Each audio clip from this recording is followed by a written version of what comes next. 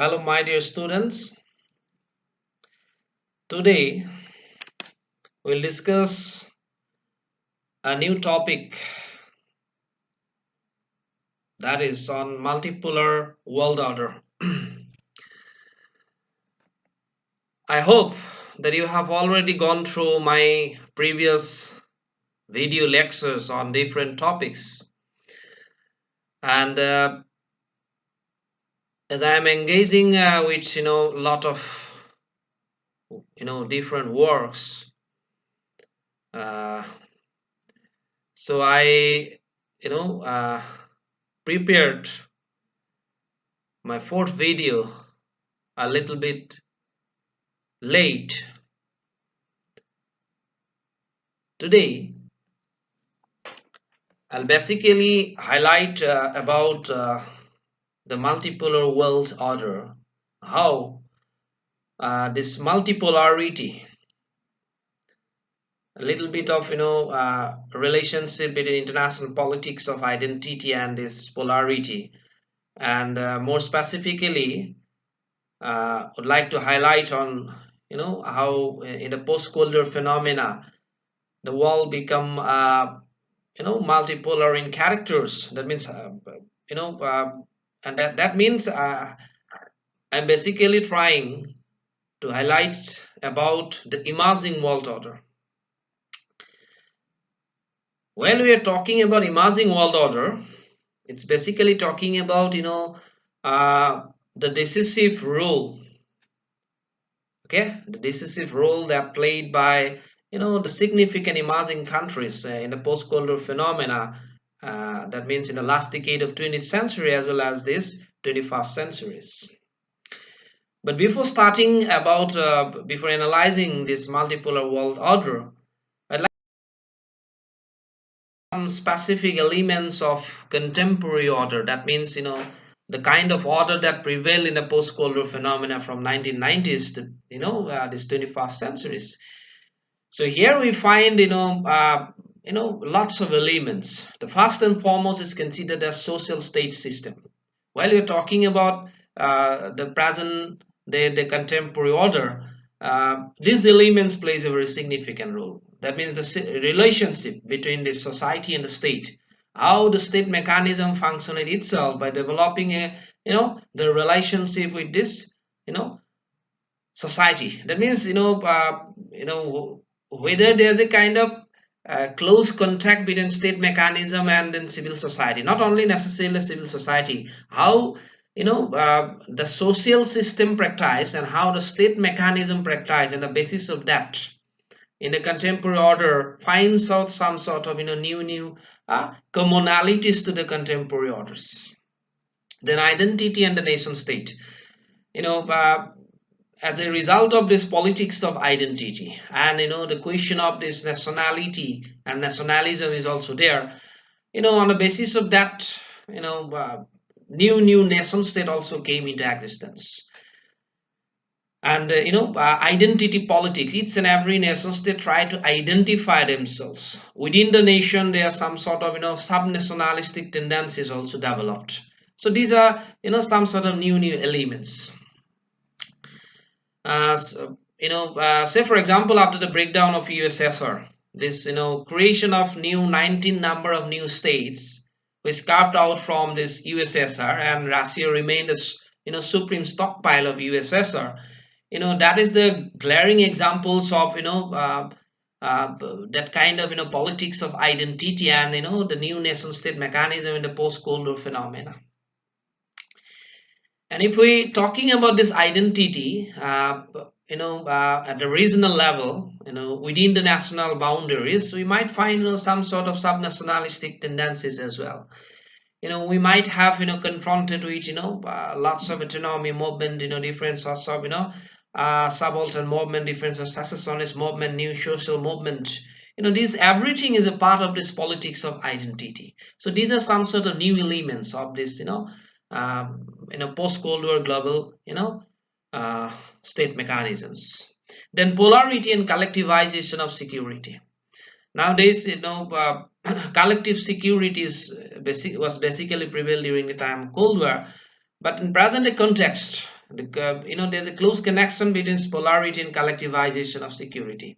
Whether it's a bipolar, whether it's a unipolar, whether it's a multipolar, there must be a kind of close connection between the question of polarity and this question of collective security. That means securitization of each and every nation state is very much significant. And in that context, this world order, what kind of order prevails, that is more important. Who are those, actors, independent actors who control that particular orders? Who are those independent actors who occupy the kind of pedestal position in that particular supreme pole? Isn't it? So there are some sort of, relational, there must be a kind of relation in between that polarity and collectivization of security. Then the organization of production and exchange, because nowadays, uh, you know, uh, these productions, the amount of productions and exchanging behavior, how this new commodity product get exchanged from one region to the another regions.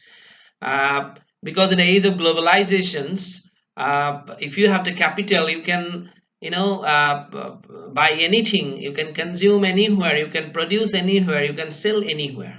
So on that context, in the contemporary order, this organization of productions and exchange is a very crucial issues. Then multilateral management and governance, this multilateralism, that plays a very significant roles in increasing the governability capacity on the part of these new governmental mechanisms.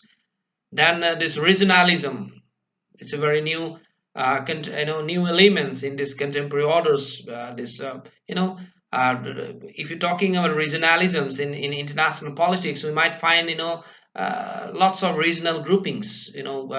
While we're talking about these contemporary orders, to balance that particular order, this regional groupings also plays a very significant role. Whenever you're talking about South, in the context of Southeast, we have this SARC, then this, European Union, then this, ASEAN, Organization of American States, Organization of African States, OPEC countries, Organization of Petroleum Exporting Countries. So we have, different sorts of regional groupings, and this regionalism develops as a result of functionalisms. While we're talking about regionalism in the international politics, it's developed from this functionalist perspective, which basically talking about cooperation in one field leads to the cooperation in another field. So in a contemporary order, these elements also very much prevail. The liberal rights order, the order is liberal in characters, where, utmost, importance to be given to the rights, and that should be in the liberal rights. And this north south and the two world orders. North south, that means, the relationship between developed and undeveloped. If we consider south as underdeveloped or developing regions, north is considered to be developed regions. So in a contemporary period, sometimes there's a kind of question arise that, there's a kind of, proverbs like west versus the rest. When we're talking west, that means the European countries. So, there are a lot of new elements came into this. At the same time, in a post-colonial phenomena, some new, development like this class of civilizations. Whenever we're talking about class of civilizations, is talking about this, the very idea of class of civilization. We might find, three development, that is, rising China, dismantling Muslim world, and declining West. So many more debatable issues came into existence. So in this, in a post-colonial phenomena, in this new millennium, this new elements came to the forefront in this contemporary, and and subsequently this order get diluted. So sometimes it's look like we are residing in a multipolar world. Sometimes look like, we are residing in a unipolar world till 21st centuries as well. If we analyze from U.S. perspective, if we analyze from this middle level powerful countries perspective, it's look like we're residing in a multipolar world. But nevertheless, it's a new different sorts of impression that created by these newly developed countries. Regarding, the development of this multipolar world order, it was Jiang Zemin who officially incorporated the concept of multipolar world into Chinese foreign policy at the 14th Congress of the Communist Party of China in 1992 to support China's stance that a fair, just, and peaceful world is only possible through multipolarity. The China's foreign policy, since Jiang's leadership has acknowledged that a singular and unchecked superpower can be very dangerous, as exemplified by the US invasion of Iraq without the UN sanction and the US NATO action in Kosovo. That means from 1992, that means in the post-Cold War phenomena, we have been experiencing with a lot of development. Say, for example, this immediate after the breakdown of US in 1991, there was a kind of US intervention in this Iraq. So in the last decade of 20th century has been experiencing with a lot of interventions. So as a result of that, after China's megaton explosions in 1992, and their inclusion in the permanent members to the second securities councils, they incorporated this particular word multipolarity in the foreign policy in order to counter the aggressions of this United States of America. And in that way, this international politics it's become more restless in character. There's a kind of contestations developing between these developing countries and these developed countries in the last decade of century, and continue in the 21st centuries as well. But while we are talking about this multipolarity and this this unipolarity, there are some sort of debatable issues. If we consider this multipolarity, that the very concept of multipolarity, one of the finest example of this multipolarity is considered to be BRICS. That means the Brazil, Russia, India, China, South Africa. But while we are go into deeper analysis of whether the very idea of multipolar world order becomes successful in the 21st centuries, we've been experiencing with some sort of critical articulations in terms of the kind of role that played by the US and this from Chinese side. While, for example, this US basically welcomed the creation of BRICS, new development banks.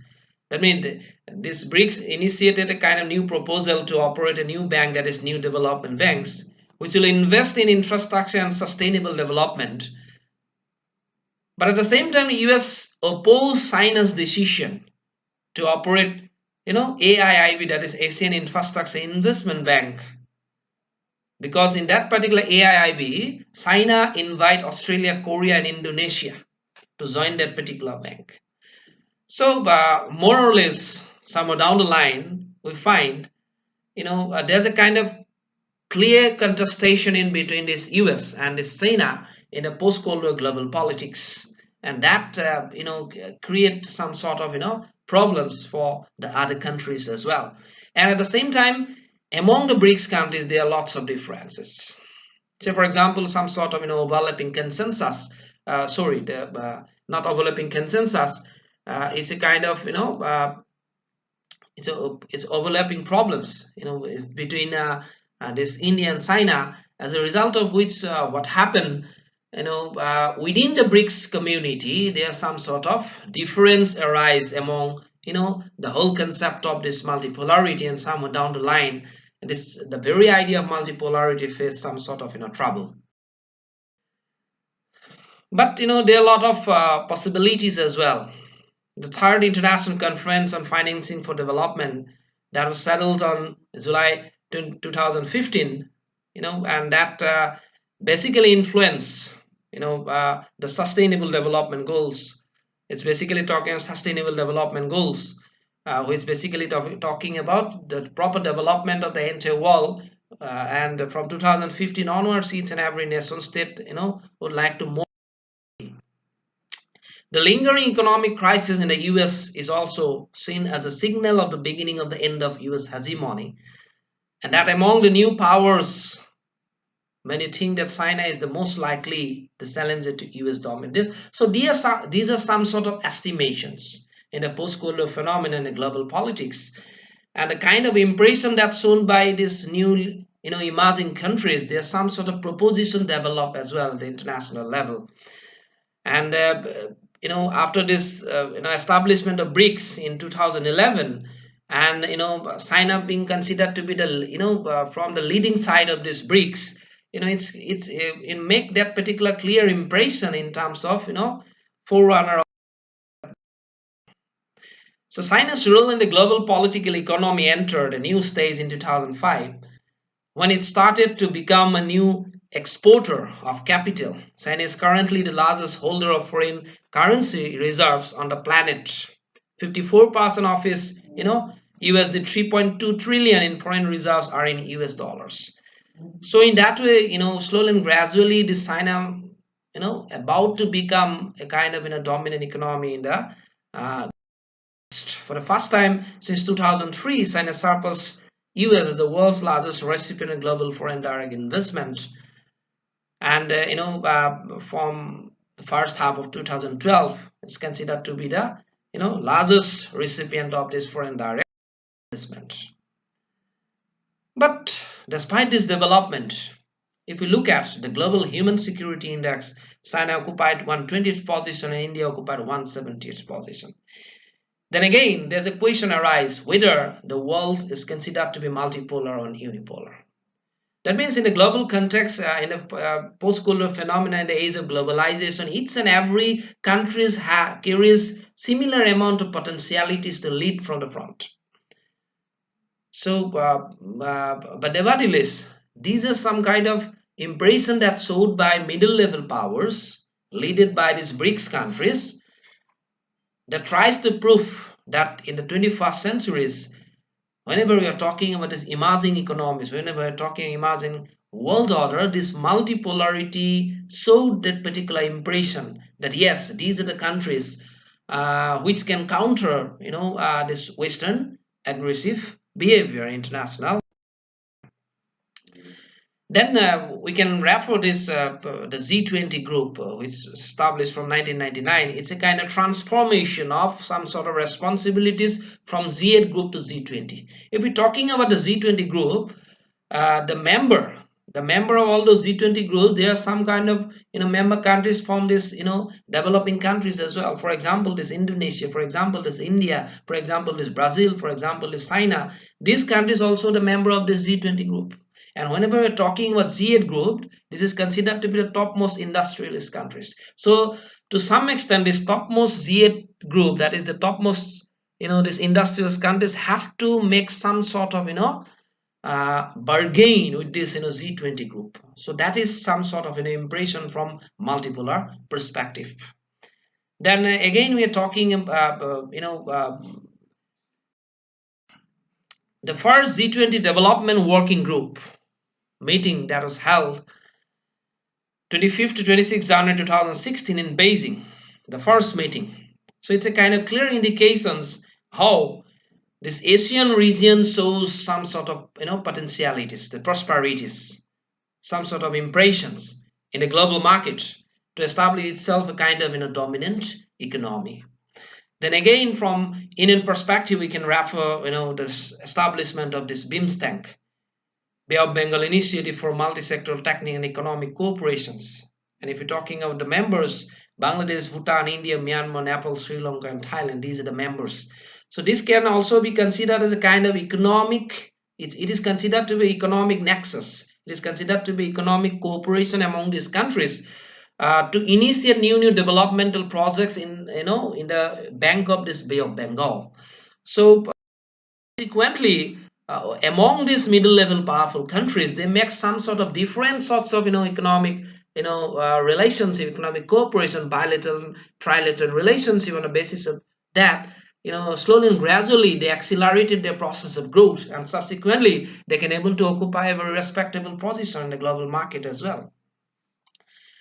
The G20 development agenda that was launched and firmly anchored in the 2009 G20 framework for strong, sustainable and balanced growth, these development issues were to be addressed jointly with the global economic challenges as they are independent with economic growth, job creation, investment, climate, and poverty reduction. So these are some sort of issues which basically highlighted the G20 group. That means they initiated not only the economic issues and also the other aspects of the G20 leaders have recognized that a crucial part of achieving sustained prosperity through the G20 framework involves enhancing the role of developing countries, in particular low income countries, in the global economy. Efforts to narrow the development gap and reduce poverty will contribute to a stronger, more sustainable, inclusive, and resilient global recovery. So, this multipolarity, this multipolar world order shows this sort of you know this prominence, this sort of responsibility. They act in a more responsive way for the inclusive growth and sustainable growth of the entire.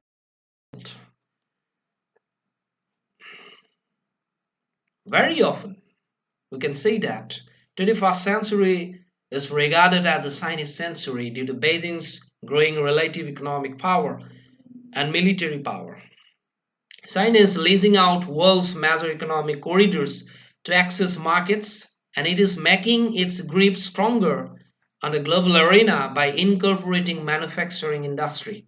Moreover, as the Western Bloc is unable to apply economic aggression, this leaves Beijing free to pursue its main political objectives, such as strengthening army on its maritime boundaries, carrying on drilling activities on disputed island, and expanding its influence in commercial facilities across the continent without fear of economic isolation. Thus, China is another actor challenging American hegemonies. So this so there's a kind of clear contestation between among the countries, and more specifically this U.S. vis-a-vis this China, in terms of this emerging world order in this new millennium, because after the breakdown of USSR, this United States of America became successful in establishing the very theory of triumphalism, and they became successful in establishing the unipolar world order. But at the same time, this multipolarity developed, and spread of this the thread in the age of globalization, this new millennium, the new opportunities came to the forefront in front of each and every countries, and this Indian Ocean, and this maritime regions, the South China Sea, this Bay of Bengal, entire this SFSF economic corridors become more significant this 21st centuries. So from this perspective, these newly developed countries, these middle level powerful countries shows new prominence in the global context, and the very idea of multipolarity develop in that way. But it needs to be mentioned that this multipolar, the very idea of multipolarity, they face a lot of trouble due to some due to the differences among this multipolar world order, the differences among the member countries of this multipolar. Because whenever you're talking about the multipolarity, the very idea came to our mind is about the BRICS, is about the G20, is about the BIMSTEC, is about the AIIB, this China's BRI initiative. So if we look at clearly about this development, we might find the differences among these middle level powerful countries in the age of globalizations in order to control the resources. So we have already a dominant economic forces, that is unipolar world order, and in 21st centuries this multipolarity also developed contemporarily, parallelly. So whether we have to look at whether this unipolar world order become more dominant in character, or whether this multipolar world order become more dominant, that time will say. But nevertheless, this multipolar world shows new prominence by establishing new economic corridors, new economic blocks, new multilateral blocks in the global markets, in order to promote their own uh, so in conclusions, I want to conclude my discussions by saying that we can establish a common truth that we are residing in a world of dynamism where pole has been shifted from one dimension to the another. But nevertheless, the present emerging world order under the banner of some emerging countries like China, Brazil, India, etc., form the basis for the creation of a multipolar world order where the newly developed countries plays the dominant. As a part of new emerging world order, China has appeared on the world stage as a global power with military might and world's fastest growing economy. In the age of globalization, especially in this new millennium, the idea of new emerging world order in the form of multipolar world came into existence as a counter-hegemony to US-led order. As a result, this new emerging world order carries lots of unfolding, but instead of indifferences among the dominant countries, this new emerging world order represents a picture of prominence and sustainability by putting emphasis upon different mechanisms of inclusive growth. Subsequently, this emerging order become more vibrant in this new millennium and increases its capability in taking decisive and positive action in the field of international politics. So, in that way, this multipolar world order developed, and in the 21st century is explode, with the help of this increasing number of new dominant economic forces. So uh, this multipolar world order, I'd like to make some sort of, you know, uh, highlight some sort of significant point. But at the same time, along with this analysis, also need to go in details more about, this multipolarity with the help of the available literatures you have. And I'll provide you more literature on this multipolarity, in the coming days. So thank you very much. Uh, Study well, go for rigorous study, stay safe and stay home. Thank you.